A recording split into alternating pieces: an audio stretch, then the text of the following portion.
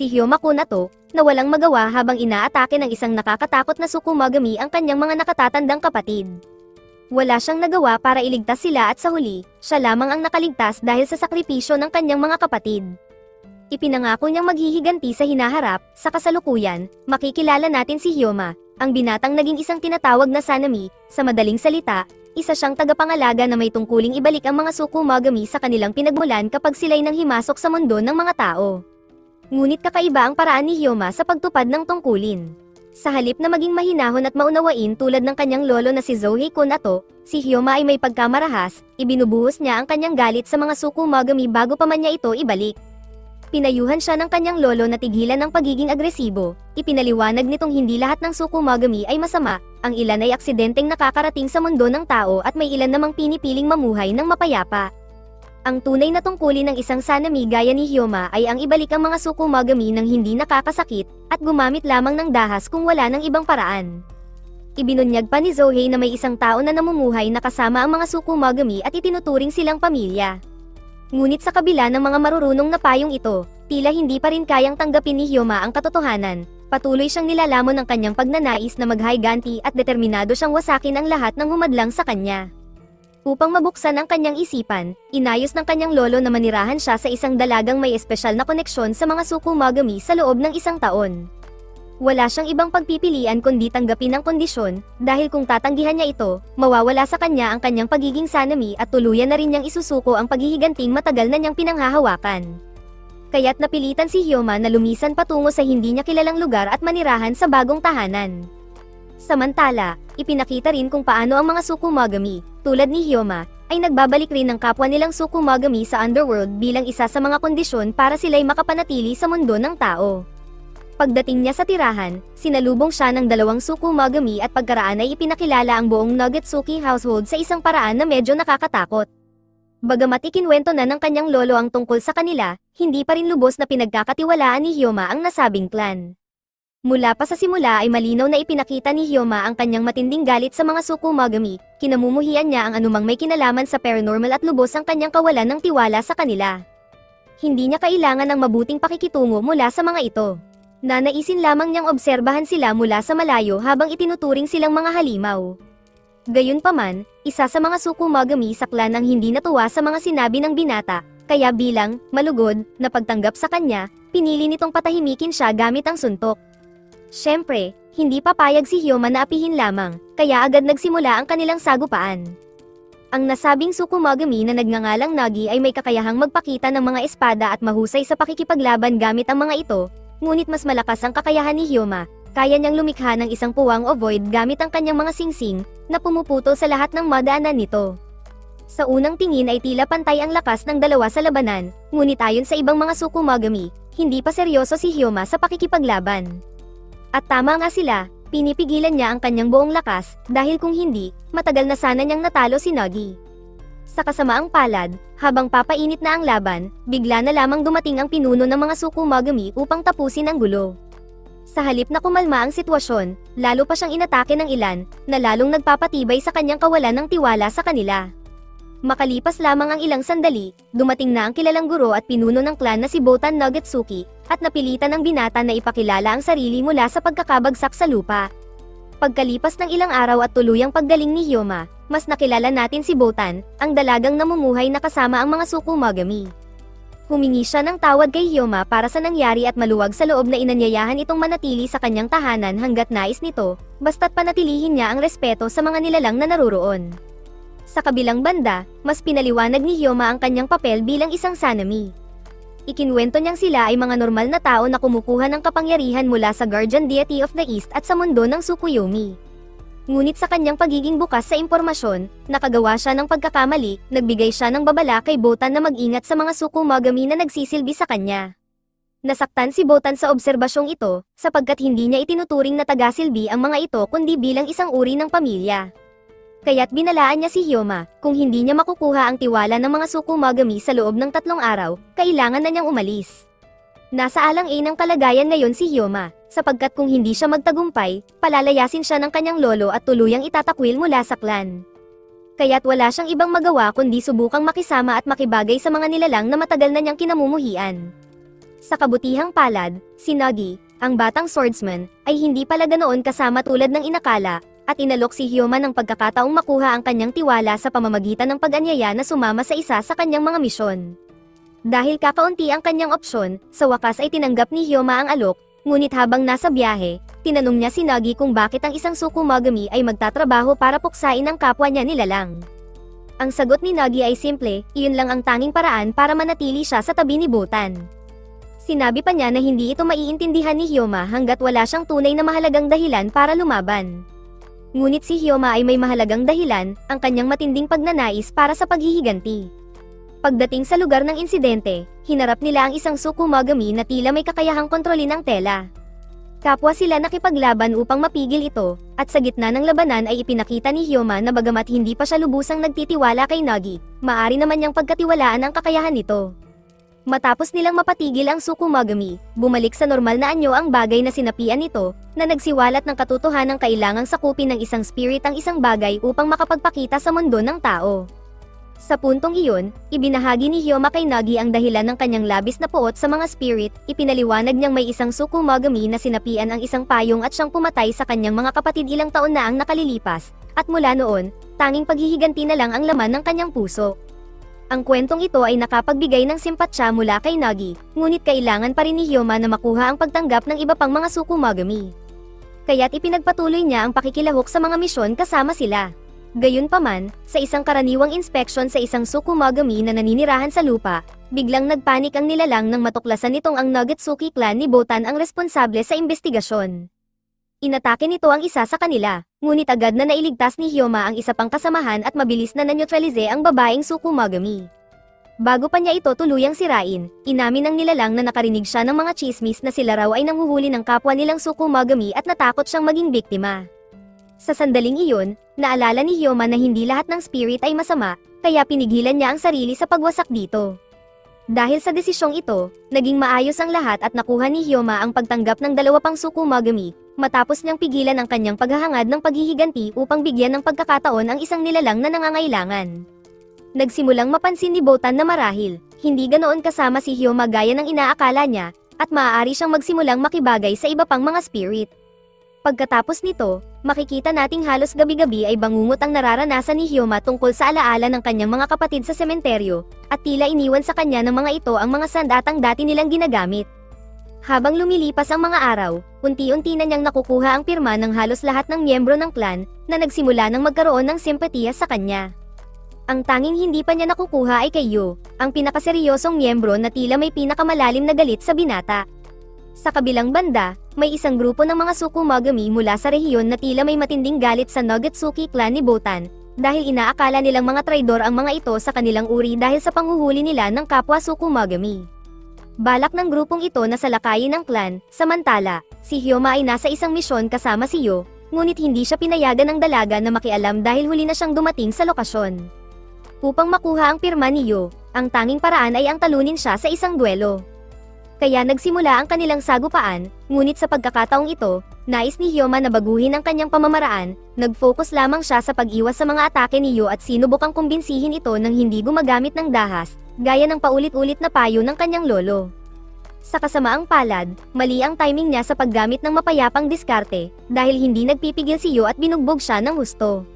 Ngunit habang nasa gitna sila ng laban, biglang dumating ang grupo ng mga Tsukumogami na gustong umatake, at sa kasamaang palad, si Hyoma ay natama ng isa sa mga teknik ni Yu, dahilan para hindi siya makagalaw at hindi makatulong sa laban. Mabuti na lang, bago pa magsimula ang labanan, dumating ang iba pang miyembro ng clan, matapos nilang matukoy ang presensya ng mga kilalang Tsukumogami upang magbigay ng suporta. Ngunit dito na nagsimula ang totoong kaguluhan, pinili ng kalaban na atakihin ang pinakamahina sa grupo, na sa pagkakataong ito ay si Hyoma, na noon ay nakakulong pa rin sa teknik ni Yu. Sinubukan ng clan na pigilan ang pag-atake, ngunit napansin nilang hindi nagdalawang isip ang mga kalaban na umatake ng isang tao, kaya't napagtanto nilang dati na rin itong nakapatay ng iba. Ang pinuno ng grupo ay nagkamaling umamin sa kanilang ginawa, at ang mga salitang iyon ang nagpagising sa halimaw. Pagkarinig nito, ginamit ni Hyoma ang sarili niyang lakas upang makawala sa teknik ni Yu, isang bagay na kahit ang mga Tsukumogami ay hindi nagawang gawin. Matapos siyang makalaya, agad siyang nagsimula ng isang massacre laban sa mga spirit na sumugod sa kanya. Ngayon na alam niyang masasamang nilalang ang kalaban niya, wala na siyang dahilan para magpigil, at mabilis niyang pinunit ang mga ito sa isang tila wala na sa sariling paraan. Nang sa wakas ay humarap na siya sa pinuno ng mga kalaban, sinabi nitong pareho lang sila, isang halimaw na nauuhaw sa dugo. Ngunit bago pa niya matapos ang sinasabi niya, pinuksa na siya ni Hyoma, hindi lamang niya ito ibinalik sa pinagmulan kundi tuluyan niya itong winasak. Sa napagtantong ito, naunawaan ng pinuno ng clan na si Hyoma ang eksaktong taong kailangan nila sa kanilang pamilya para sa mga darating na laban, at ang kapangyarihang taglay nito ang tunay na dahilan kung bakit nila siya tinanggap na manirahan sa kanilang tahanan. Sa wakas, matapos ang sagupaan, nakuha ni Hyoma ang matagal na niyang inaasam na pag-aproba mula kay Yu, na nagbibigay daan upang makapanatili siya sa loob ng tirahan sa loob ng isang taon, ayon sa napagkasunduan mula pa noong simula. Sa kabilang banda, isa sa mga kondisyong itinakda ng pinuno ng Kodomori clan kay Zohei, ang lolo ni Hyoma, upang matanggap siya sa tahanan ay ang pagpapakasal niya kay Botan, at ngayong napatunayan na nilang karapat-dapat si Hyoma para sa dalaga, isiniwalat na nila ito. Siyempre, hindi sumang-ayon si Botan sa ideyang ito, ngunit ang mga Tsukumogami na sinapian ng mga bagay na may kinalaman sa kasal ay nais magkaroon ng isang makapangyarihan at maasahang kasama sakaling sila ay tuluyang mawala. Hindi rin lubos na sang-ayon si Hyoma, ngunit gaya ng dati, sa malamig at kalmadong paraan ay sinabi niyang patuloy muna niyang oobserbahan ang mga ito bago magdesisyon. Ayon sa kanya, hindi naman kailangang magpakasal para protektahan si Botan, dahil iyon ang kanyang tungkulin bilang guardian ay. Gayunpaman, ang malamig na mga salita ng binata ay bahagyang nakasakit sa damdamin ni Botan. Habang papunta siya sa universidad, inatake siya ng isang Tsukumogami na gumagala sa lugar at tila may galit sa lahat ng miyembro ng kanilang clan. Sa kabutihang palad, dumating si Hyoma sa tamang oras upang humingi ng tawad kay Botan sa kanyang mga salitang nakasakit, at siya na rin ang tumulong para iligtas ito. Ngunit bago pa man niya tuluyang mapuksa ang kalaban, dumating ang mga miyembro ng clan ni Botan sa matinding pagkabahala upang protektahan ang kanilang ginang, kaya't pati si Hyoma ay nataman ng isa sa kanilang mga atake habang tinatapos niya ang kalabang spirit. Sa pagkakataong iyon, humingi ng paumanhin si Hyoma kay Botan sa malamig niyang pag-uugali at ipinaliwanag na hindi niya intensyong saktan ang damdamin nito, na tinanggap naman ni Botan ng may mahinhin at simpleng ngiti. Matapos ang insidente, nagdesisyon si Hyoma na palakasin ang depensa ni Botan gamit ang mga makapangyarihang amulet, ngunit kinailangan niyang alisin ang mga ito kalaunan dahil naapektuhan din pati ang mga miyembro ng clan dahil sa sobrang lakas ng epekto nito. Samantala, si Zohei at ang mga prominenteng miyembro ng kanilang angkan ay ipinatawag ni Kai, isang makapangyarihang Tsukumogami na may kasunduang kapayapaan sa mga hunter kapalit ng ilang mga pribilehiyo. Ang dahilan ng pagpupulong ay upang malaman kung bakit may isang guardian eye na naninirahan sa tirahan ng isang spirit clan. Lumabas na si Botan ay may hawak na napakahalagang bagay, at parehong espiritual at hunter na organisasyon ay nag-aalala sa pagiging malapit ni Hyoma sa isang nilalang na ganoon kahalaga. Gayunpaman, ipinaliwanag ng mga spirit na si Hyoma ay hindi naghahangad sa kapangyarihan ni Botan, at sa katunayan, ay hindi pa niya alam ang tunay na taglay nito. Samantala, habang tinatanggal ni Hyoma ang mga talismang inilagay niya dati, napaligiran siya ng dalawang mataas na antas na spirit na tila may parehong hinala kay Kai, na sinusundan siya upang malaman kung konektado nga ba siya sa kapangyarihan ni Botan. Gayunpaman, pinatunayan ni Hyoma na sanay at bihasa siya sa kabila ng murang edad, nagawa niyang linlangin ang dalawa at makabigla ng isang mabilis na suntok. Subalit, higit na malakas ang mga ito kaysa sa inaasahan niya, at nang akala niyang natalo na niya ang isa at natrap ang isa pa, napasubo siya sa panganib dahil ang isa sa mga ito ay immune sa kanyang sealing technique. Matapos siyang ma-neutralize, sinimulan siyang pahirapan upang makakuha ng impormasyon. Sa paniniwala ni Hyoma noon, ang dahilan ng pagtugis sa kanya ay dahil lamang sa kagustuhang tuklasin ang kahinaan ng kanilang clan, akala niya ay usapin lamang ito ng territorial conflict. Ngunit laking gulat niya nang itanong ng mga ito kung ang kanyang presensya sa lugar ay may kaugnayan sa paghahanap ng kapangyarihan ni Botan. Sa pagkaunawang ito'y maaaring magdulot ng digmaan sa pagitan ng mga fraction, kaya't nagtanong ang mga spirit tungkol sa plano ng mga hunter kaugnay sa taglay na kapangyarihan ng dalaga. Nakawala si Hyoma mula sa pagkakabihag dahil sinadya niya itong mangyari upang makakuha ng impormasyon mula sa mga kalaban, ngayon siya naman ang mag-iimbestiga sa kanila ukol sa mga tanong na una nilang inihain sa kanya. Bago pa man niya tuluyang ma-neutralize ang dalawa, dumating si Yu upang pigilan ang labanan at pinayuhan si Hyoma na palayain ang mga ito. Ipinaliwanag niyang sila ay parang mga investigador o bounty hunter na may pahintulot na manatili sa mundo ng tao, kaya't wala silang karapatang dakipin ang mga ito.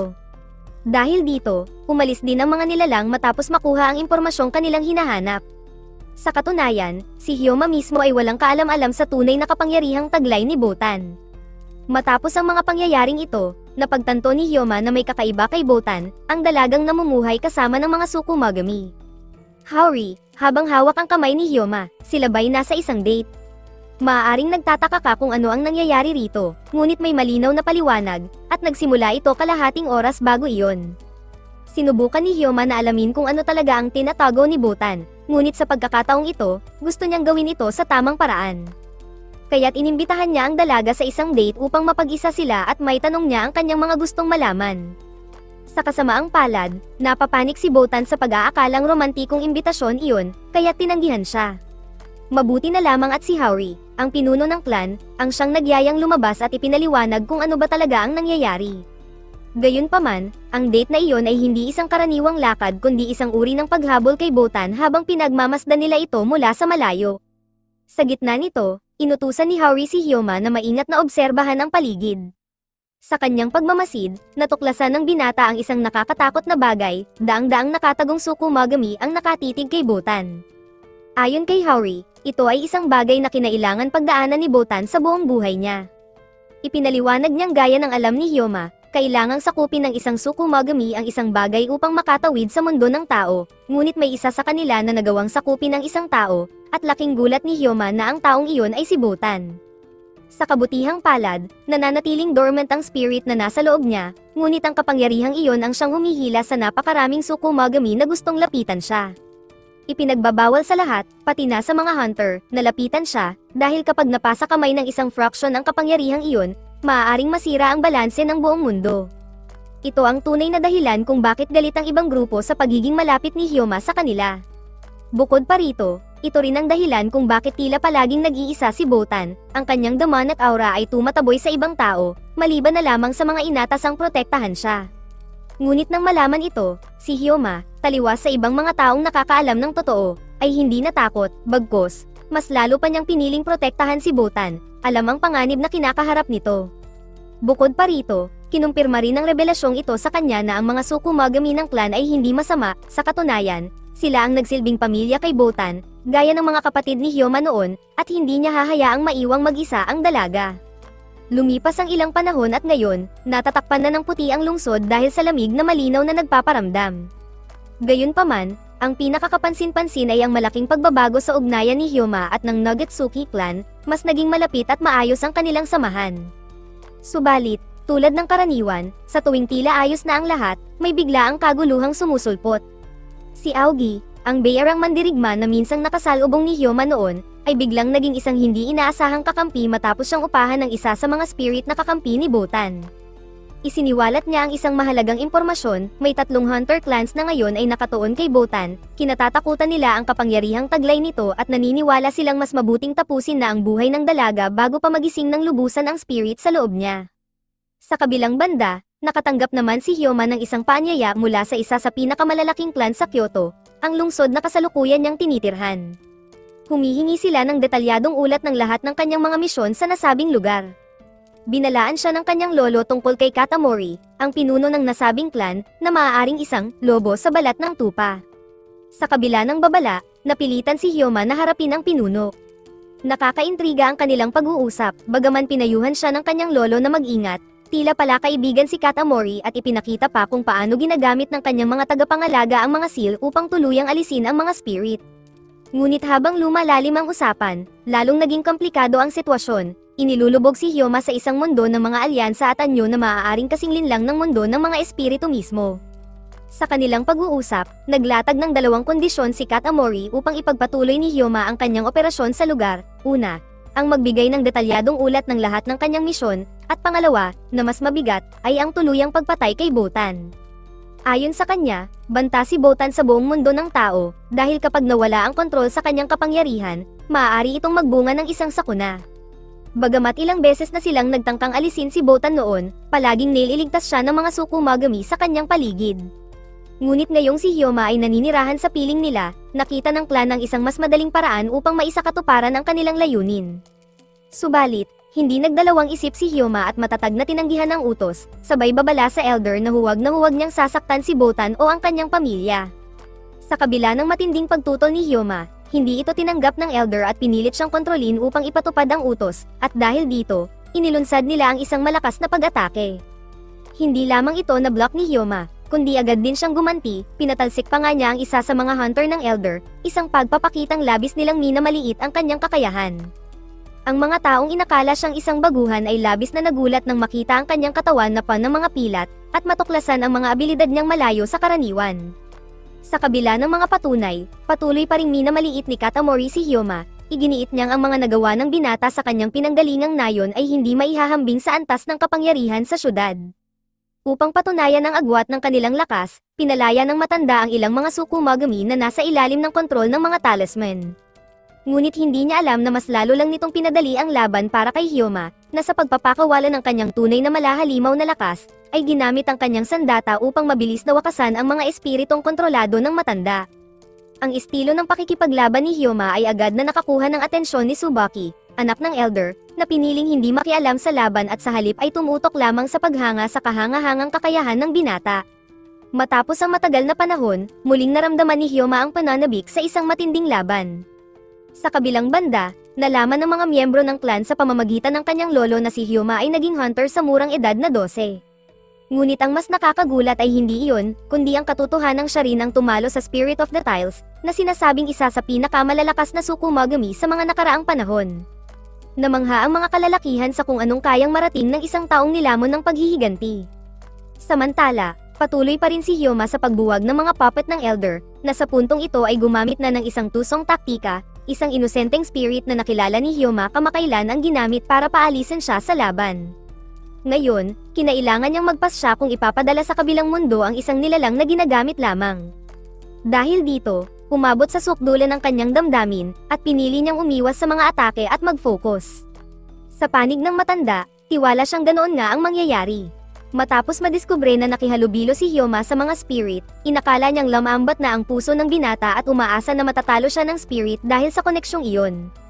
Ang ideya ng matanda ay papabayaan ni Hyoma ang depensa niya dahil kakilala niya ang kalaban. Ngunit hindi niya inasahan na may malawak ng karanasan si Hyoma pagdating sa ganitong matitinding desisyon. Sa huli, walang awang inatake ni Hyoma ang spirit, o iyon ang kanilang inakala. Ang totoo, ginamit lang niya ang mga atake upang alisin ang control seal na inilagay sa babae. Siyempre, matapos iyon, sa loob lang ng ilang segundo ay naluso niya ang huling hunter at napaluhod si Katamori, na wala nang nagawa kundi sumuko at payag ang si Hyoma ang magpatrolya sa lugar. Kung hindi, ay papatayin siya nito. Sa pamamagitan ng insidenteng ito, tila nagka-interes si Tsubaki kay Hyoma, sapagkat nakilala rin pala niya ang mga kapatid ng binata bago siya mamatay, at binigyan pa niya ito ng numero ng telepono upang makipag-ugnayan. Pagkatapos ng lahat ng kaguluhan, sinikap ni Hyoma na dalhin ang spirit na ginamit noon sa Nogetsuki House. Sa simula, nagkaroon si Botan ng kakaibang hinala tungkol sa kung ano ba talaga ang ginawa ni Hyoma, ngunit matapos maayos ang hindi pagkakaunawaan, magkasama nilang inihatid ang babae sa kanilang lungsod. Pagbalik nila, isiniwalat ni Hyoma kay Botan na alam na niya ang katotohanan tungkol sa spirit na naninirahan sa loob ng katawan nito. Ngunit agad niyang tiniyak na hindi ito dapat ikabahala ng dalaga, dahil hanggat siya ay isang guardian ay, pananatilihin niyang ligtas ito. At sa puntong iyon, naging tapat na rin si Hyoma sa pagbabahagi ng kanyang nakaraan, kung paano siya pinukaw ng pagnanais na maghayganti para sa pagkawala ng kanyang mga kapatid. Sa kabilang banda, parami ng parami ang mga Tsukumogami na naniniwalang si Hyoma ang magiging perpektong asawa para kay Botan. Sa parehong panahon, may grupo ng mga Tsukumogami na nagdudulot ng kaguluhan sa mga hunter ng sinaunang Teo clan. Dahil dito, nagpa siya ang komite na ipadala sina Yu at Hyoma bilang backup, isang duo na parang langis at tubig kung magkasama. Habang papunta sila sa lokasyon, ipinaliwanag ni Yu kay Hyoma na ang grupong kanilang kahaharapin ay binubuo ng mga Tsukumogami na sumanib sa mga kagamitan sa pagpapahirap, at sobrang lakas ng mga ito. Tila ilang taon na ang nakalipas ng ilang organisasyon ang kinailangang magkaisa upang mapatigil ang mga ito. Dahil dito, hindi na itago ni Hyoma ang tuwa, nasabik siyang lumaban muli sa mga spirit at pagod na siyang magpigil. Pagdating nila sa lugar ng tipanan, sinalubong sila ni Tsubaki, na sasama rin sa misyon. Bukod sa kanya, naroon din ang dalawang bayarang mandirigma na nakasama na nila dati upang gumabay sa kanila patungo sa taguan ng mga lider ng gang. Bagamat tagahatid lang sana ang papel ng grupo, wala na silang pagkakataong umatras dahil bigla silang inambos ng tatlong makapangyarihang pinuno ng grupo. Bawat isa ay may kontrol sa mga bagay na nagbibigay sa kanila ng pambihirang kakayahan. Hinarap ni Tsubaki ang isa na gumagamit ng apoy, habang si Hyoma naman ay tumutok sa pinunong may hawak ng lag-ari, isang kalaban na napakalakas. Sa katunayan, nakatama pa ito ng malakas kay Yo nang hindi siya nakagalaw para ipagtanggol ang sarili. Tanging si Hyoma lang, sa tulong ng kanyang mga artifact, ang nakipaglaban dito ng pantay.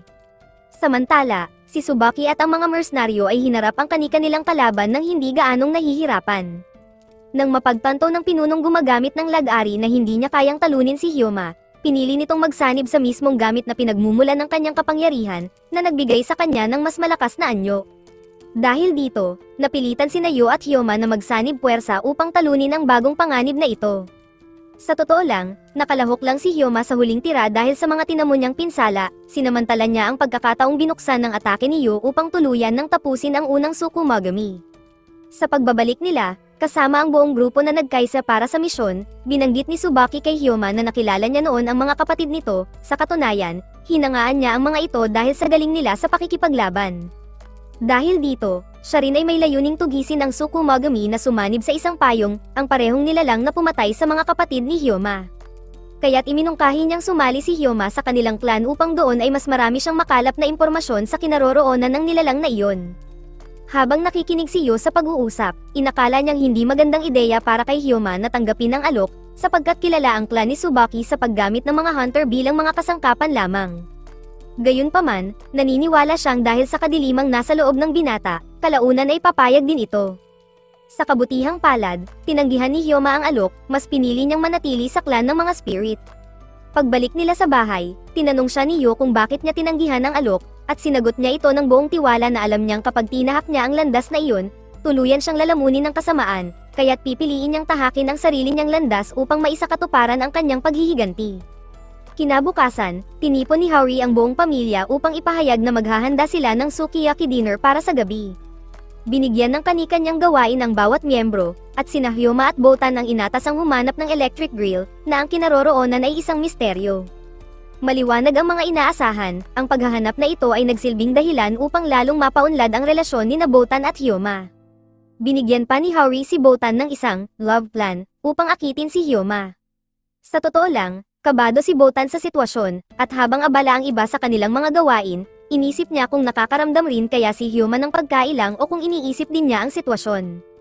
Sa isang punto, natagpuan ni Hyoma ang listahan na ibinigay ni Haori kay Botan sa sahig, at nang mabasa ito, malamig niyang sinabi na hindi niya kailangang alalahanin iyon.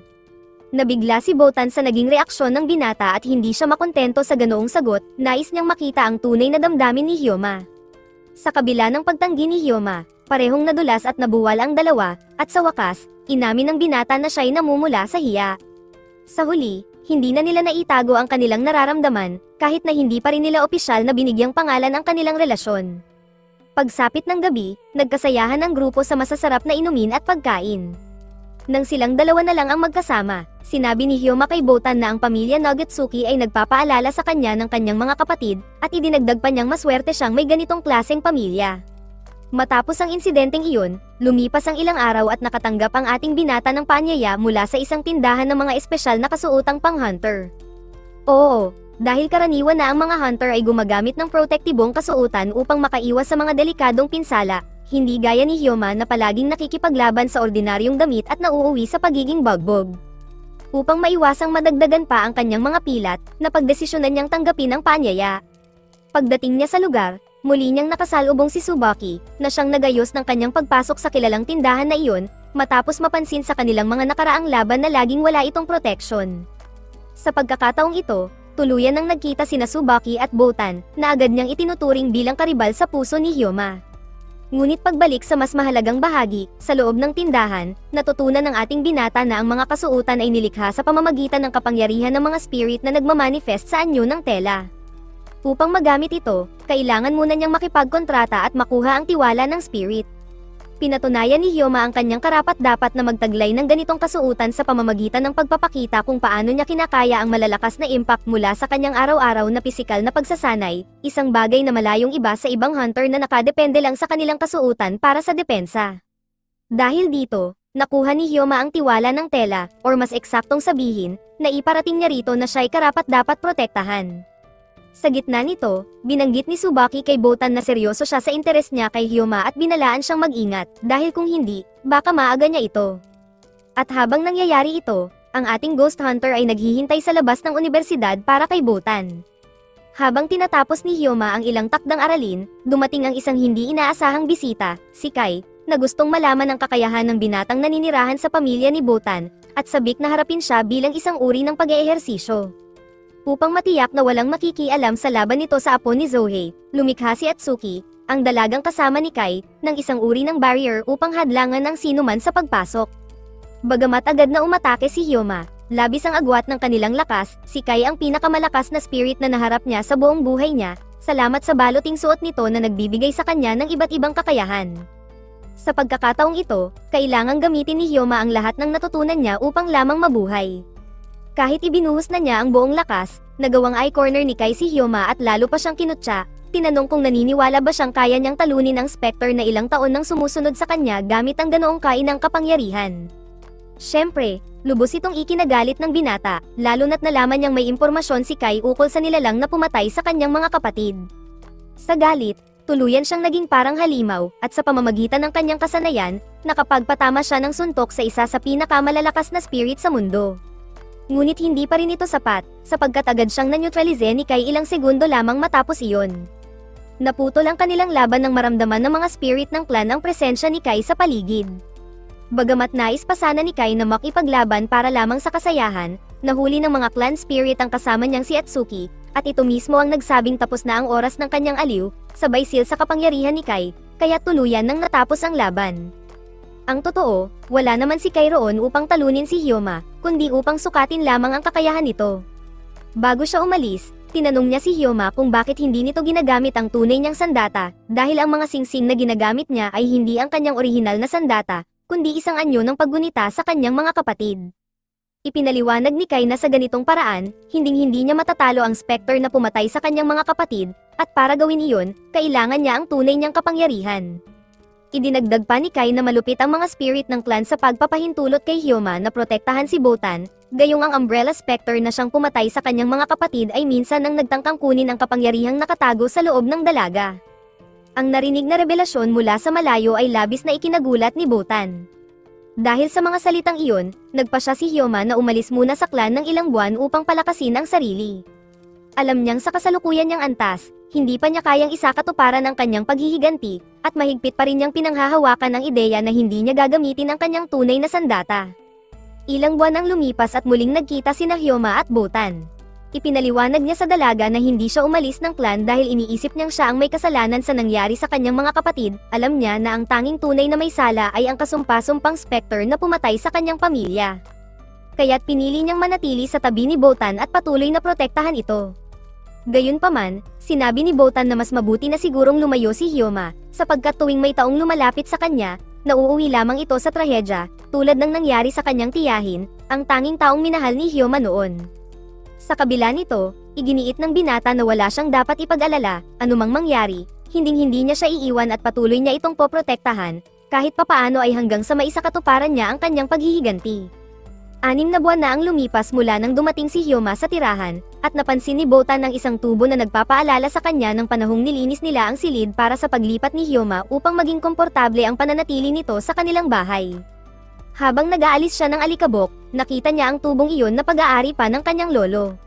Sa sandaling iyon, biglang lumitaw ang isang kakaibang kamay at ang kanyang sigaw ay agad na nagpagulat sa lahat ng nasa bahay, na mabilis na rumesponde upang iligtas siya. Habang papalapit ang kamay upang umatake, agad namang dumating si Haori, na may kakayahang manipulahin ang tela at lumikha ng isang proteksyon upang salagin ang atake. Gayunpaman, hindi pa rin tumigil ang demonyo at naghahanda pa para sa isa pang pagsalakay. Sa puntong iyon, dumating si Nagi, at gamit ang kanyang mga braso na naging espada, hinati niya sa dalawa ang Tsukumagami. Bagamat natalo ang demonyo, hindi sinasadyang nasira rin ni Nagi ang tubo ng lolo ni Botan sa proseso. Sa kabila ng kanyang paghingi ng tawad, natakot si Nagi na magagalit si Botan, ngunit laking gulat niya nang hindi ito nagalit. Sa halip, nagpasalamat si Botan sa lahat ng tumulong at ipinakita ang kanyang pagpapahalaga sa mga taong nagpoprotekta sa kanya, at hinangaan siya ng lahat, proud sa matatag at malakas na babae na naging siya. Sa kasalukuyan, handa na siyang pumasok sa unibersidad habang si Hyoma ay masigasig na nagsasanay kasama si Tsubaki. Pareho silang may misyon, ang tuklasin kung sino talaga ang nasa likod ng pagkamatay ng mga kapatid ni Hyoma. Samantala, ang Nagatsuki family ay naghahanda ng plano sa seguridad upang protektahan ang lahat ng tao sa nalalapit na AI Matsuri, isa sa pinakamahalagang pista sa Kyoto na dinadayo ng napakaraming tao. At kung hindi pa sapat ang tensyon, makikilahok din sa pista ang tatlong pinakamalalakas na Tsukumogami sa Kyoto na kilala bilang ang Core Trio.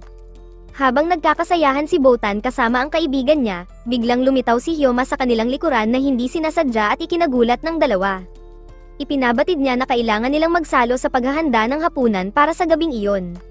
Sa mga sandaling iyon, nakaramdam si Hyoma ng isang bagay na kainahinala sa lugar, at habang iniimbestigahan niya ito, nadiskubre niyang may isang specter na nagtatago sa isa sa mga parade umbrella. Agad niya itong iniulat sa kanyang grupo, at habang siya'y papasok na para kumilos, bigla namang dumating ang tatlong dakilang Tsukumogami ng Kyoto. Ang una sa kanila, si Fuki, ay nagpawala ng malay sa lahat ng naroroon sa pamamagitan ng isang uri ng plauta. Ang matandang si Sumiki naman ay agad na intrap ang demonyo gamit ang isang manipis na thread, at si Suzuri ang tumapos dito sa pamamagitan ng isang atakeng mabilis na nagsil sa nilalang. Nabigla at humanga si Hyoma sa kanilang lakas, kaya't lumapit siya upang magpasalamat at ipakilala ang kanyang sarili. Nang ibunyag ni Hyoma ang kanyang pangalan, agad siyang sinalubong ng tatlong mandirigmang Tsukumogami, narinig na kasi nila ang tungkol sa kanya at sabik silang makilala siya.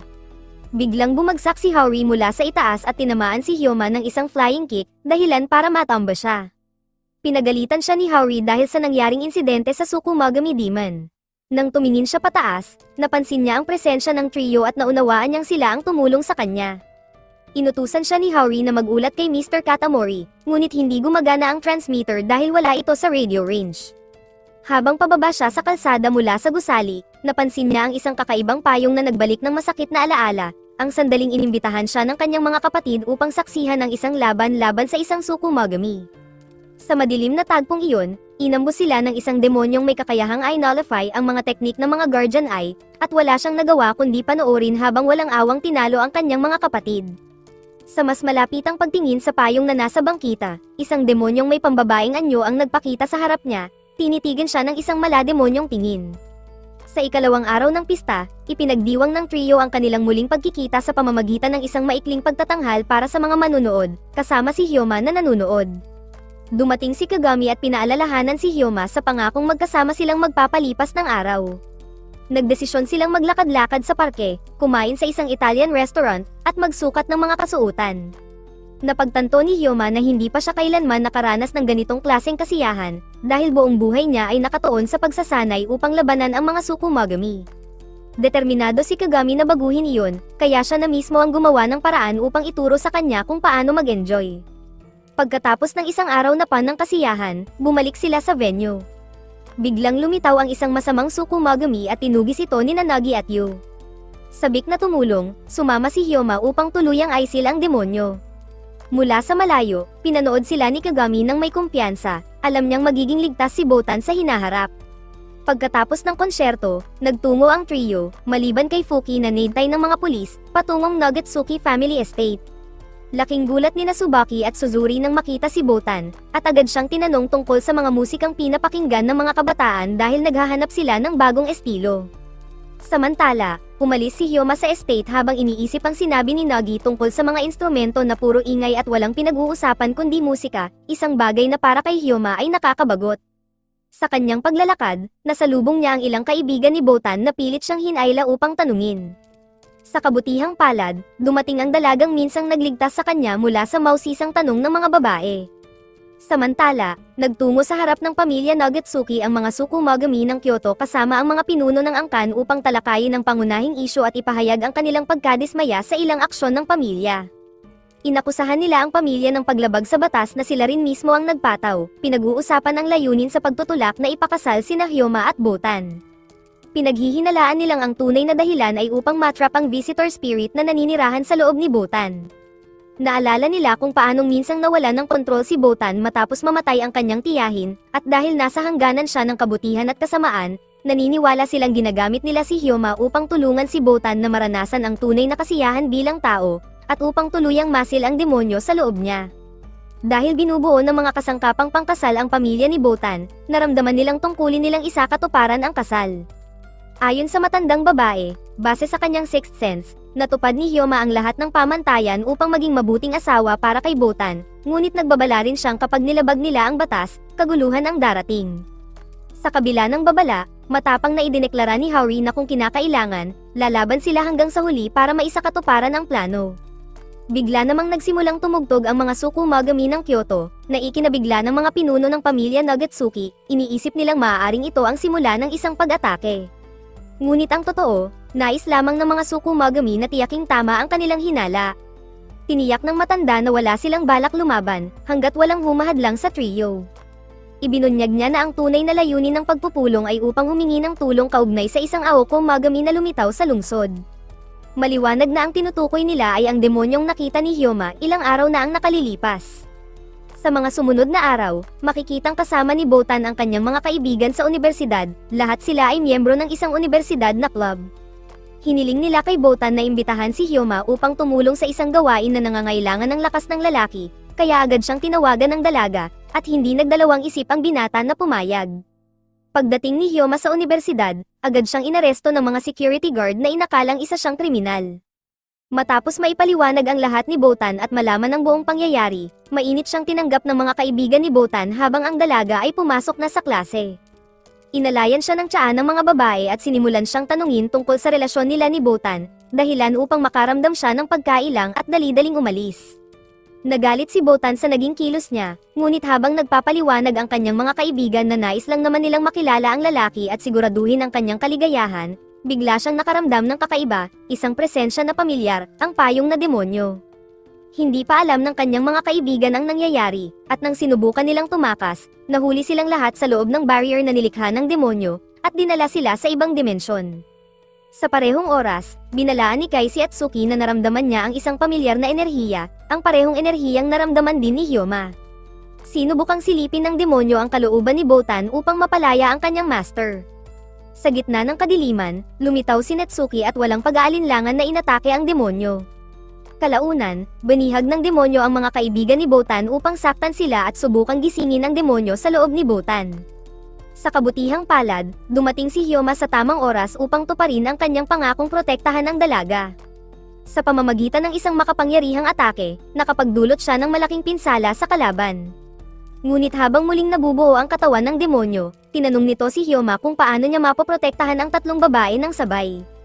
Biglang dumating si Fuki, ang batang may hawak ng makapangyarihang plauta, at naghayag na siya ang magpoprotekta sa mga babae. Tiniyak niya kay Hyoma na wala itong dapat alalahanin at mag-focus na lamang sa laban. Sa matalim na titig, ipinakita ng demonyo ang pagkasabik sa nalalapit na laban, sabik na maghayganti para sa kanyang mga kapatid. Inutusan ni Hyoma si Botan na lumayo, alam niyang banta ang Spectre, pero may alinlangan pa rin siya kung ito ba talaga ang nilalang na pumatay sa kanyang mga kapatid, hindi kasi ito kamukha ng kanyang natatandaan noong bata pa siya. Kailangan niyang kumalma at pag-isipan ang susunod niyang mga hakbang.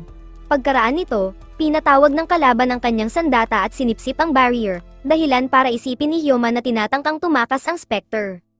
Nagbabala siya na hindi niya ito palalampasin, biglang naglaho ang demonyo at muling lumitaw sa kanyang likuran, iniiwasan ang atake ni Hyoma at tinitigan siya mula sa malayo habang binabanggit ang kanyang mga kapatid. Ang panunulsol na ito ay lalo lamang nagpagalit kay Hyoma, kaya't gumamit siya ng maraming talisman at pinagsama ang mga artifact na minana mula sa kanyang mga kapatid upang makabuo ng bagong sandata. Ngunit nabigo ang kanyang atake, madaling naiwasan ng kaaway ang kanyang mga galaw. Pagkatapos ay tumungo ito kay Botan at sinubukang umatake, upang ipamukha kay Hyoma na hindi niya kayang protektahan ang dalaga gaya ng ipinangako niya. Habang tila tuluyan ng mapapahamak si Botan, dumating ang kanyang pamilya upang iligtas siya, kasabay ng grupo mula sa mga Tsukumagami ng Kyoto. Napansin ng kalaban ang kanilang paglapit at agad na umatake. Sa gitna ng sagupaan, buong lakas na sinugod ni Nagi ang kalaban at matagumpay na tinaga ito. Walang patid sa atake, pinaikutan ng grupo ang kalaban at tuluyang nilupig ito. Si Suzuri ang naghatid ng huling dagok, pinadapa ang kaaway sa lupa. Samantala, labis na humanga si Hyoma sa lakas ng pamilya Nagatsuki habang pinapanood niya kung paano nila pinoprotektahan si Botan. Ngunit sa gulat ng lahat, bigla na lamang naglaho ang kalaban at sumanib sa lupa. Gamit ang kakayahan sa salamin, natunton ito ni Kagami habang tinatangkang salakayin si Botan. Agad itong pinigil ni Haori sa pamamagitan ng pagputol ng kamay ng kalaban sa dalawa, at sinundan ni Hyoma ng isang malakas na sipa na nagpabagsak dito.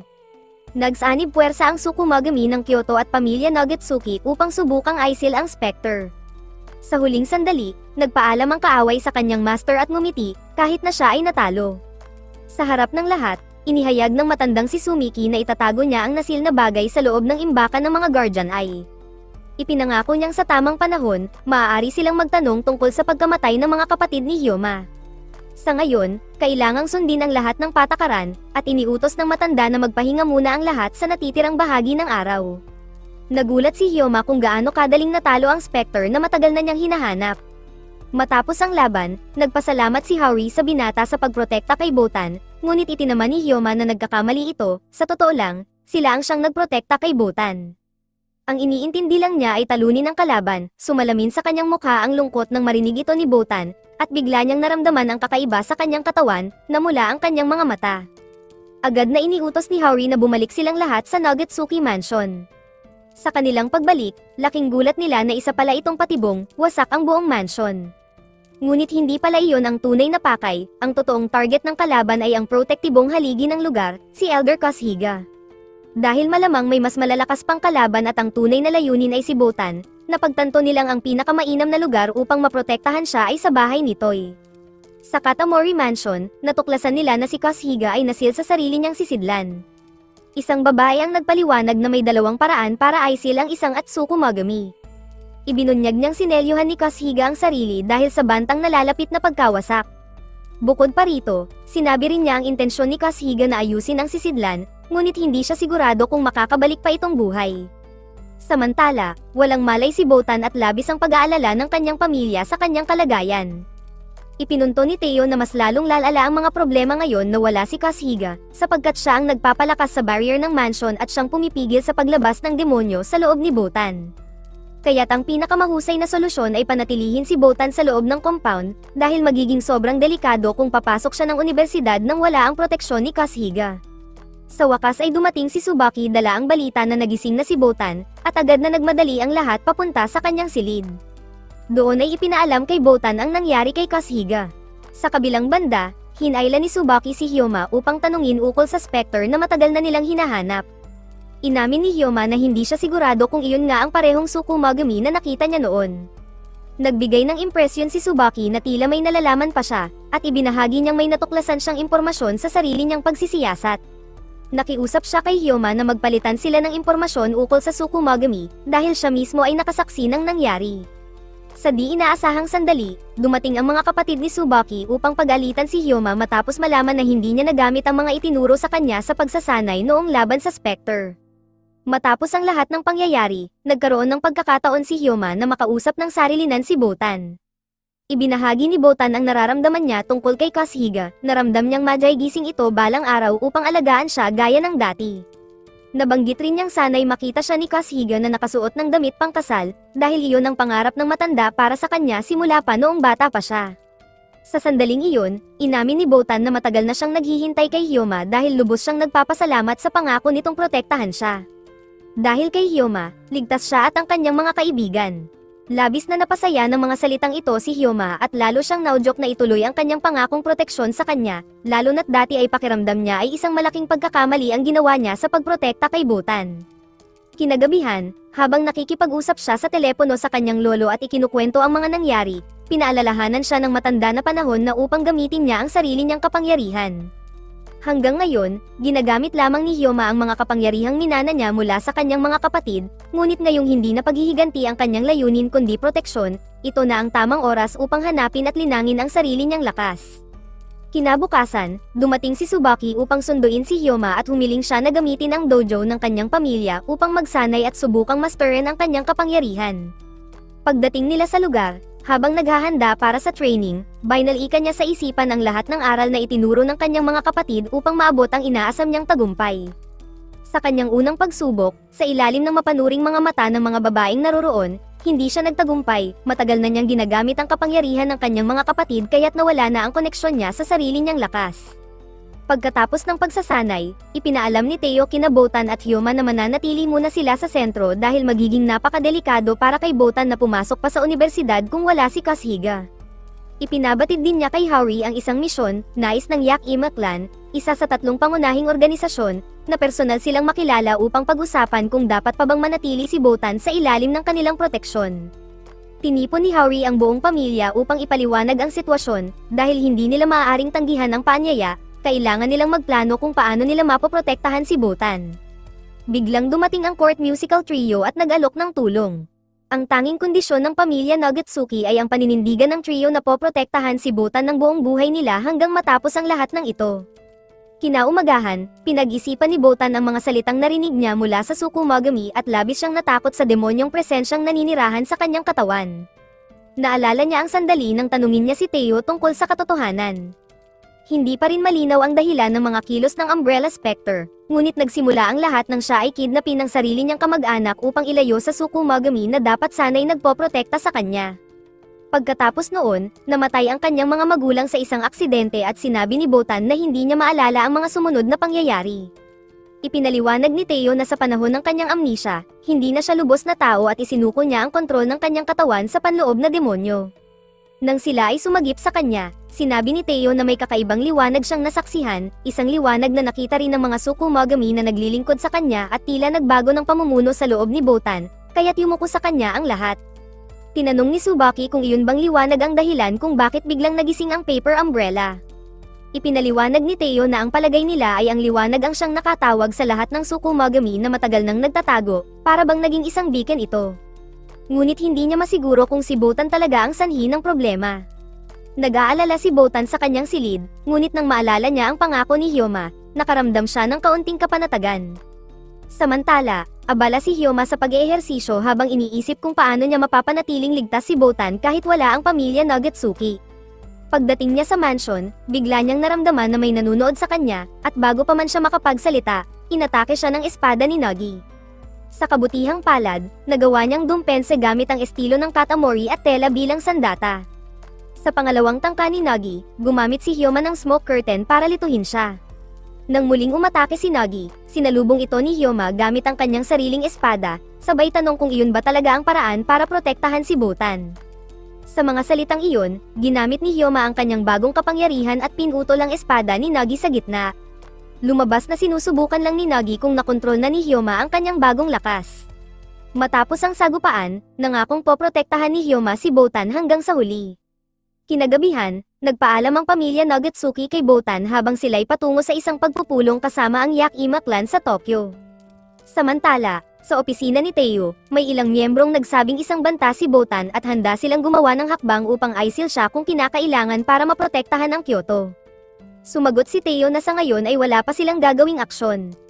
Gayunpaman, ramdam ng lahat ang takot sa presensya ni Botan, kahit tila siya mismo ay hindi apektado, nag-alok pa nga siya ng tulong sa abot ng kanyang makakaya habang naninirahan doon. Sa kabilang banda, makikita ang pamilya Nagatsuki na medyo kinakabahan tungkol sa darating na pulong, maliban kay Kagami na excited pa sa biyahe. Sinikap ni Haori na pakalmeyan ang lahat dahil hindi pa nila alam kung paano sila tatanggapin sa pulong. Bigla na lamang isang specter ang marahas na sumalpok sa kanilang sasakyan. Samantala, sa opisina, patuloy na tumatanggap ng bisita si Botan bilang kapalit ng kanyang kasipagan, tumatanggap siya ng pabor, tumutulong sa pagtanggap ng mga paninda, at binibigyan siya ng pagkain ng kanyang mga kliyente bilang pasasalamat. Habang pinapanood ni Hyoma at ni Sumiki ang tagpong ito, pinag-usapan nila ang susunod na operasyon. Kasunod nito, inimbita ni Hyoma si Botan na mag-ensayo sa dojo na nasa itaas ng gusali. Sina Atsuki at Aogi ay palihim na nanonood sa show The Team upang obserbahan ang kanilang mga kahangahangang taktika laban sa mga Tsukumogami ng lungsod, ngunit hindi ito magiging madali, dahil hindi kakaunti ang kanilang kalaban. Sa pagpapatuloy ng biyahe papunta sa pulong, habang nasa sasakyan si Haori, bigla silang inatake ng misteryosong lalaki na may payong, ang parehong nilalang na dati nang lumitaw. Gumamit ito ng isang malakas na barrier na naging sanhi upang tuluyang maglaho ang sasakyan ng pamilya Nagatsuki, at bagamat nakaligtas naman ang lahat, mas lalo pang gamulo ang sitwasyon. 3 karagdagang specter ang lumitaw upang sumali sa laban at matagumpay nilang naipit sa patibong ang pamilya ni Botan, dahilan upang mawalan sila ng kakayahang lumaban, habang natuklasan naman na sa kabilang panig ay may iba pang miyembro ng mga specter na nagnanais na dakpin si Botan. Samantala sa dojo, sina Hyoma at Botan ay naghihintay ng balita tungkol sa paglalakbay ng kanilang mga kakampi at napag-usapan nila kung gaano kahalaga ang team sa kanilang dalawa. Ipinabatid ni Matsuri kay Taijo Katagami na tila hindi lumalaban ng todo ang mga Tsukumogami, na sa kanilang pagsusuri ay mukhang ginamit lamang ang mga ito upang ilihis ang atensyon nila at itakda ang isang bitag. Natuklasan ng mga bida na ang bureau ay nakikipagsabwat sa mga paper umbrellas, at biglang inatake sina Hyoma at Botan ng isa sa mga miyembro nito, na nagbigay ng suhestyon na isuko na lang si Botan upang maiwasan ang labanan, isang alok na nagbigay ng pag-aalinlangan sa kanila. Habang tumatanggap ng dagdag na tulong ang Shouuta team, nagpas siyang ipagtanggol ni Taijo si Botan sa kabila ng lahat ng kaguluhang naidulot nito, at nagkaisa silang lahat na isugal ang kanilang buhay upang protektahan si Botan. Ang pagtanggi nilang isuko si Botan ay hindi matanggap ni Suzuri, ngunit may kalamangan si Taijo, hindi alam ni na Suzuri at ng iba ang eksaktong kinaroroonan ni Botan. Sa harap ng napipintong pagkatalo, inilabas ni Taijo ang kanyang alas, isang hindi mapasok na proteksyon. Nalaman ng grupo na ang mga dating natalong Tsukumogami ay ginawang puppet ni Fuki gamit ang kanyang flute. Matindi ang laban sa magkabilang panig habang sina Botan at Hyoma ay nahulog sa kamay ni Somaki na ginamit ang buong lakas upang talunin sila. Inasahan ni Hyoma ang malakas na power-up at sinabihan si Botan na takpan ang kanyang tenga para mapaglabanan ang ingay mula kay Sumiki. Nasugatan si Hyoma matapos ang isang distraction at agad na tinangkang makatakas kasama si Botan. Bagaman pinrotektahan niya si Botan, hindi pa rin ito naging sapat upang iwasan ang tuloy-tuloy na atake ng grupo ni Sumiki. Sa kabila ng kalamangan ng kalaban, nagawa ni Hyoma na ibagsak ang isang higanteng bato kay Shirogane, ngunit pinigilan pa rin sila ni Tobuki sa pagtakas. Maging si Shirogane ay ipinakita ang kanyang tunay na lakas sa pagwasak ng bato.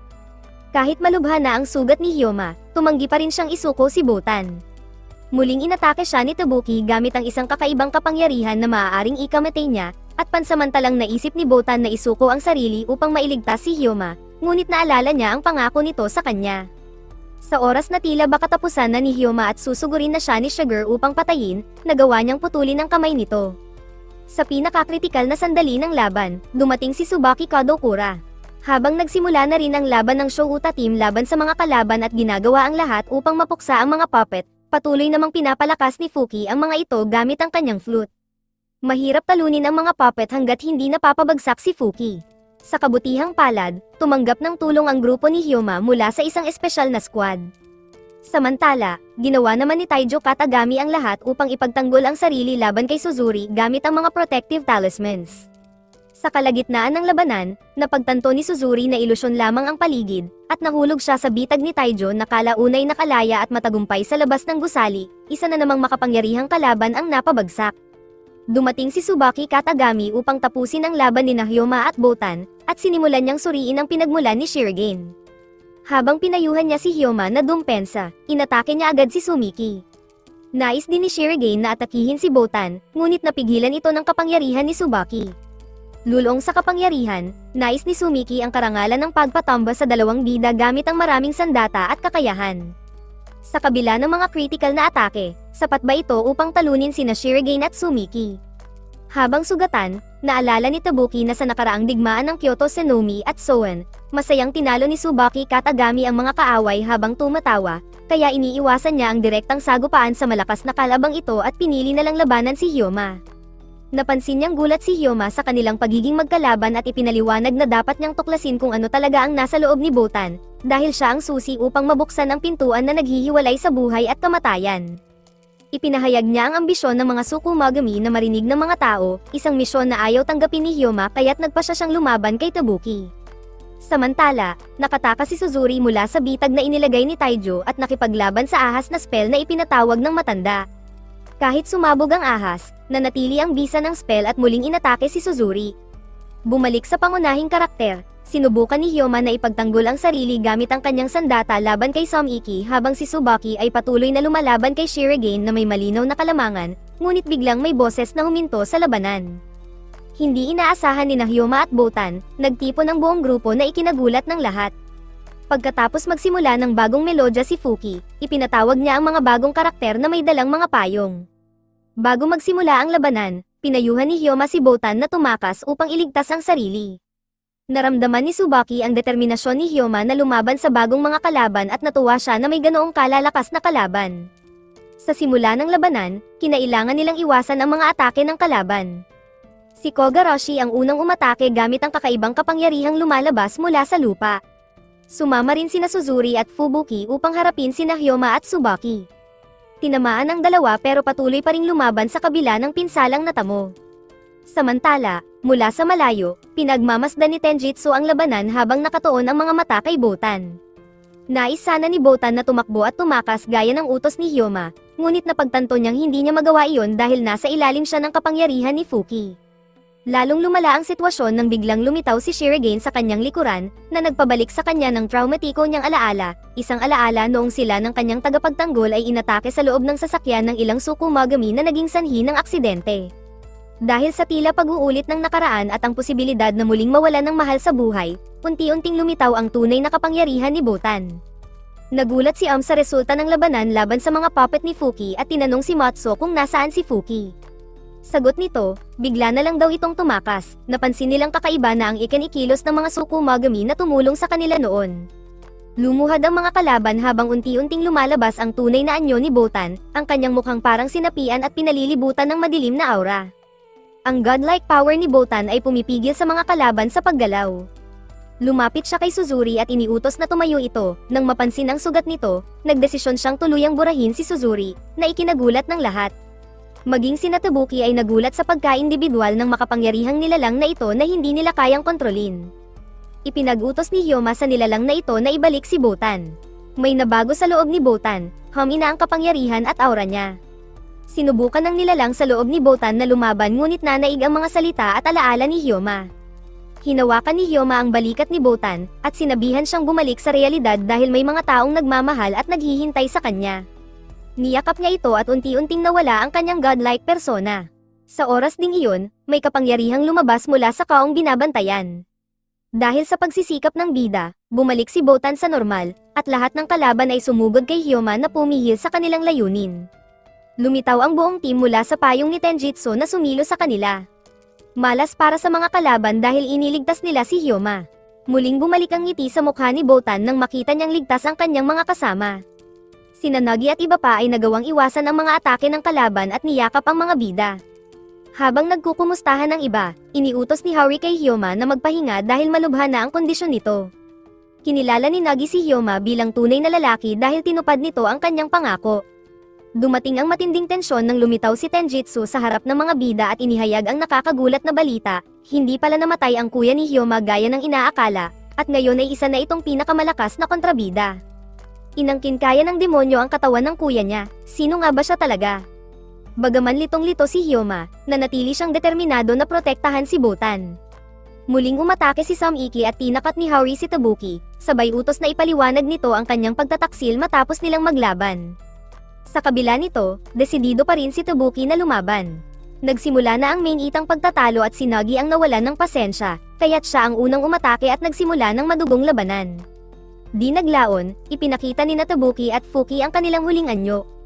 Ipinahayag ni Sumiki ang kanyang special attack ngunit pansamantalang pinigil ito ni Haori.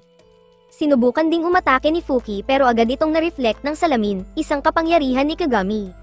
Matalinong lumundag si Nagi at nagtamo ng malubhang pinsala kay Samiki na agad napasigaw sa sakit. Gayunpaman, nakabawi pa rin ito dala ng matinding galit. Isang sandali, pinakawalan ni Fuki ang isa sa kanyang mga atake kay Suzuri na pansamantalang napilayan. Sa harap ng posibleng pagkatalo, naglabas pa ng panibagong kapangyarihan si Tabuki na ikinagulat maging ng kanyang mga kakampi. Napakalakas ng pressure ng kapangyarihang ito sa mga bida na nabigyan ng pagkakataon si Fuki upang ihatid ang final blow. Sa kabila ng matinding pangamba, hindi tumama ang atake ni Fuki sa mga kakampi dahil sa pagdating ni Kasuga na nag-intervene sa laban. Madaling inalis ni Kasuga ang kapangyarihan ni Tabuki at iniligtas ang mga bida mula sa isa na namang malaking sakuna. Handang harapin ni Haori ang mga kalaban kasama ang buong lakas ng kanyang team, at nangakong lalaban hanggang dulo. Sina Samiki at Fuki ay sabik na muling sumabak sa labanan, at parehong kampo ay ginamit ang lahat ng kanilang kakayahan. Sa wakas, nagtulungan ang mga kakampi upang maibigay ang matinding atake sa kalaban, hiniwan ni Nagi si Tabuki sa dalawa at si Yu ay nakapagdulot ng matinding pinsala kay Fuki. Pagkatapos maalala ang pangyayaring nasaksihan nila sa Diyos na si Botan, tinanggap ng dalawa ang kanilang kamatayan at bumagsak sa lupa sa labis na pagod. Si Fuki ay tuluyang naglaho habang tinatanggap na isa iyon sa pinakamagandang laban na kanyang naranasan. Matapos talunin si Tabuki, saglit na nagpahinga ang mga karakter habang ginamit ni Kagami ang kanyang kakayahan upang balikan ang nakaraan ni Tabuki. Ngunit hindi pa tapos ang laban dahil may panibagong kaaway na lumitaw sa gitna ng labanan, isa pang matinding sagupaan ang naghihintay sa ating mga bida. Nangako si Shirogane na kukunin si Botan, habang si Tsubaki, kahit sugatan, ay nais pang lumaban dahil gusto niyang makuha ang mga nasa harapan niya. Ganoon din si Hyoma, determinado siyang talunin ang kanyang tunay na kaaway. Sabay-sabay na sumugod ang mga kalaban at kakampi, at tinangka ni Hyoma na magbigay ng tiyak na atake pero siya ay nasugatan. Walang hirap na nailigan ng kalaban ang kanyang mga atake. Sa sandaling iyon, natanto ni Hyoma na ang kanyang kalaban ang siyang pumatay sa kanyang kapatid na lalaki at babae. Sa gitna ng matinding galit at paghihiganti, nais niyang sirain ang nilalang na ngayon suot ang katawan ng kanyang kuya. Lalo pang ginulo ni Tenjitsu si Hyoma sa pamamagitan ng pag-insulto sa kanyang kuya, at isiniwalat na noong nilamon niya ang kaluluwa nito, nalaman niya rin ang mga iniisip nito. Para lalo siyang ibagsak, sinabi pa ni Tenjitsu na ang tunay na dahilan ng pagkamatay ng kanyang mga kapatid ay si Hyoma at ang kanilang sariling lolo. Dahil dito, biglang umatake si Tenjitsu habang natigilan si Hyoma sa kanyang mga alaala. Samantala, tinangkang dukutin ng iba pang kalaban si Botan ngunit nailagan ito ni Yo. Matinding sinalakay ni Nagi si Shigar habang si Tsubaki ay nakalaban ng isa pang kalaban at pinatumba ito. Patuloy na humihirap ang labanan sa pagitan ni Hyoma at Tenjitsu dahil sa patuloy na alaala ng kanyang kuya na hindi niya kailanman natalo. Sinubukang lumaban ni Hyoma sa kalabang ngayon ay nagpakawala na ng tunay nitong lakas, ngunit siya ay labis ng sugatan. Habang patuloy siyang inaasar ng kaaway, ang kanyang mga kasama ay nagbigay inspirasyon at bawat isa ay nagpahayag ng mga salitang nagpapalakas ng loob. Sa huli, ang sigaw ni Botan ang siyang nagpaalab kay Hyoma upang muling tumindig. Muling nabuo sa kanyang puso ang dahilan ng pakikipaglaban, ang durugin ang masasamang Tsukumagami at protektahan si Botan. Sa pagbubunyag ng kanyang tunay na lakas, pinagsama ni Hyoma ang kanyang dalawang sandata at naglabas ng matinding kapangyarihan, isang sobrang lakas na naging dahilan upang umurong muna ang kanyang mga kakampi. Binigkas niya ang teknik na Kunato, Gate Opening, at pinakawalan ito kay Tenjitsu. Tinangkang pigilan ng kalaban ngunit sumabog ito sa kanyang mukha, winasak ang lahat ng nasa paligid kabilang na ang kalahati ng katawan ni Tenjitsu. Bagamat agad itong nakapag-regenerate, dumating si Taijo Katamori at ang iba pang team upang tumulong at mapadali ang laban. Napagtanto ni Tenjitsu na imposibleng manalo kaya't nagpas siyang tumakas habang nagbanta na kukunin pa rin niya si Botan balang araw. Kasama ang kanyang mga tauhan, nawala sila gamit ang isang payong bilang transportasyon. Nang wala ng banta, bumagsak si Hyoma sa lupa, mabilis na nilapitan siya ni Botan upang alamin ang kanyang kalagayan, ngunit ipinaliwanag niyang pagod lamang siya at hindi ito dapat ipag-alala. Pinuri ni Taijo Kadori ang buong team sa kanilang kasipagan, habang ang iba naman ay nag-usap tungkol sa kung paano sila babalik pauwi. Patuloy na pinapaalam ni Haori kay Zo ang tungkol sa pagtataksil at sakal abang nagtangkang kunin si Botan. Tinanong din niya si Zo kung alam nito na si Jo ay isinusuot ang balat ng kuya ni Hyoma, at kinumpirma ito ni Zo, ipinaliwanag niyang nais lamang niyang ilayo ang kanyang apo sa kapahamakan. Pagkatapos ng mahabang pahinga, nagising si Hyoma at napansin niyang naroon din si Botan sa loob ng silid, hinihintay ang kanyang pagmulat. Matapos siyang purihin ni Hyoma, parehong nahiya ang dalawa, at mas lalong nahiya si Hyoma nang mapagtanto niyang hindi pala sila nag-iisa, naroon din sina Taiju at Tsubaki. Ipinaliwanag ng matanda na iniimbestigahan nila ang grupo ng Paper Umbrellas, at bago matapos ang usapan, hinangaan ni Taiju ang hindi matitinag na moralidad ni Hyoma at inimbitahan siyang harapin muli ang banta ng Umbrellas ng magkasama.